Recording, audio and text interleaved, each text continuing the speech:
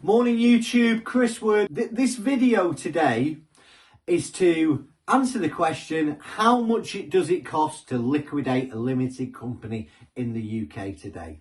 So, just to make it clear, I'm talking about a creditor's voluntary liquidation. If your company is insolvent, it owes debts that it can't afford to pay, one of the options you're going to consider is a creditor's voluntary liquidation, or a liquidation for short.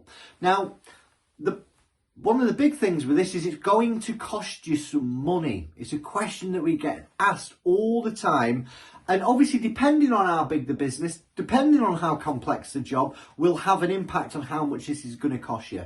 So for instance, if your company owes millions of pounds and you have hundreds of creditors that are owed, you have lots of assets to dispose of, that is going to cost you more to liquidate than your one man or woman band that owes a bounce back loan and some debt to the HMRC.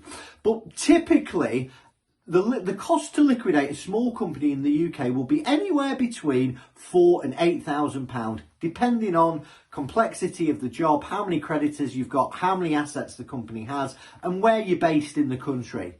Now, I'm going to tell you what you get for this cost, because I get it all the time. That sounds expensive.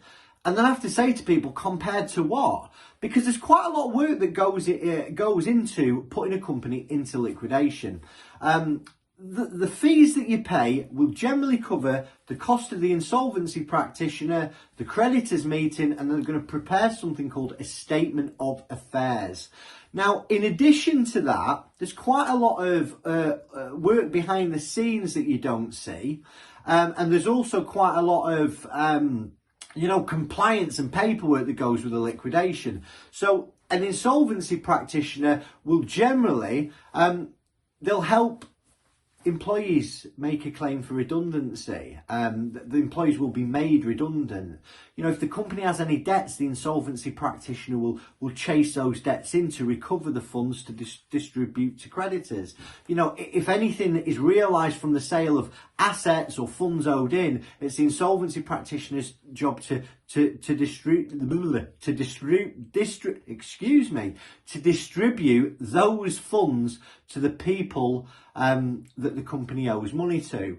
There's lots of paperwork. Paperwork needs to be prepared for Companies House. Paperwork needs to be prepared to HMRC to inform them of what's happening. The insolvency practitioner, this is a big thing as well. They deal with all your creditors from the point of view signing your papers. So creditors may get in touch with the insolvency practitioner, and the insolvency practitioner will deal with their queries. The insolvency practitioner will also invite the creditors to make a claim against the company if they're owed money. And that can take quite a lot of time and quite a lot of resource up. The IP also has to spend some time investigating the conduct of the directors and investigating how the company got to this position.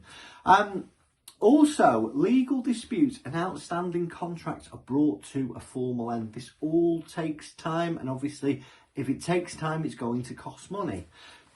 Next question is, how are you going to pay for a liquidation? So, most directors, quite rightly, they're concerned. The small company directors may have, run the business on a shoestring the past few months. They've used all the company's money trying to get through it. They've invested their own money into the company, and they're left with not a lot in the bank. But just if you do have money in the bank, you can use that money to pay an insolvency practitioner's fees. If the business has assets that can be sold or debts that can be recovered, the insolvency practitioner's fees can be taken from the sale of those assets or from the money that's recovered into the company. Another thing is, if there's no cash in the company has no assets, but the director does not want to suffer the negative consequences attached to a compulsory liquidation, the director may want to introduce their own personal funds to pay the liquidator's fees.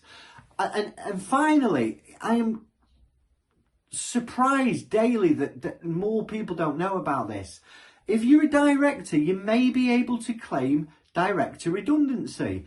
Literally, you can claim statutory redundancy as long as you've been on the payroll for longer than 2 years and you work more than 16 hours a week.